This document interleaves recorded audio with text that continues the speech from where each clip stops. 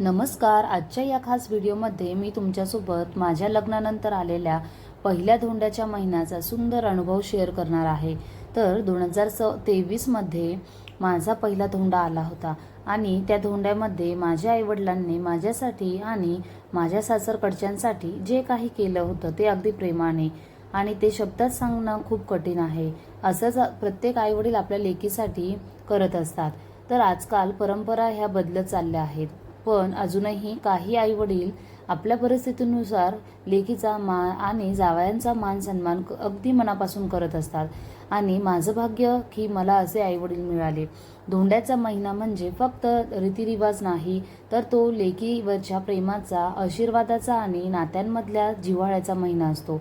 या महिन्यामध्ये आईवडील आपल्या लेकीला घरी बोलवतात, जावयाला मान सन्मान करतात आणि लेक जावयाचं पूजन करतात. त्यांना कपडे, वस्त्रदान, तांबे पितळाचे वस्तू किंवा सोन्याच्या वस्तू भेट म्हणून देत असतात.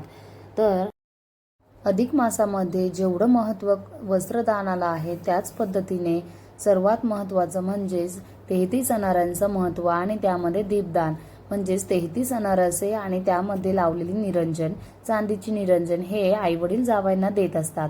तर अशा पद्धतीने माझ्याही आईवडिलांनी 33 अनारसे आणि निरंजन लावून आपल्या जावयांना हे दान केलं होतं. आणि विशेष म्हणजे आई आपल्या मुलीसाठी प्रेमाने जोडवे घेत असते. ही फक्त परंपरा नसते, तर आईच्या मायेचं प्रतीक असतं. म्हणूनच सर्व आया आपल्या मुलींसाठी या अधिक मासामध्ये जोडवी करत असते. माझ्या आईवडिलांनी सुद्धा हे सगळं खूप प्रेमाने केलं होतं. त्यांनी कुठलीही चूक होऊ दिली नव्हती. त्यांच्या परिस्थितीनुसार त्यांनी प्रत्येक गोष्ट मनापासून केली होती आणि माझ्या सगळ्या घरच्यांचा मान सन्मान केला आणि पारंपरिक गोष्ट जपल्या.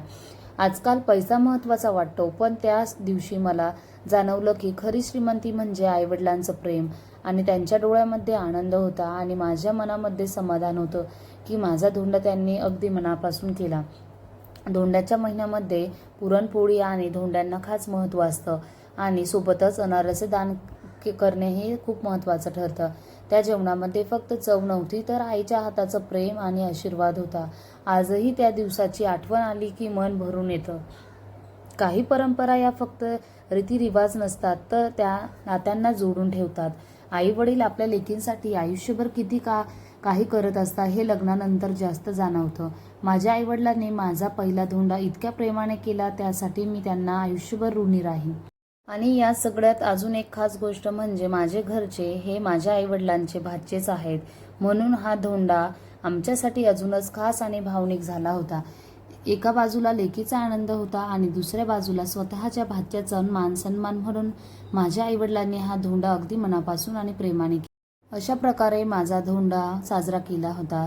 तर तुमचाही धोंड्याचा अनुभव असेल तर कमेंटमध्ये नक्की सांगा आणि अशाच आणि चॅनलला नवीन असाल तर सबस्क्राईब करायला विसरू नका.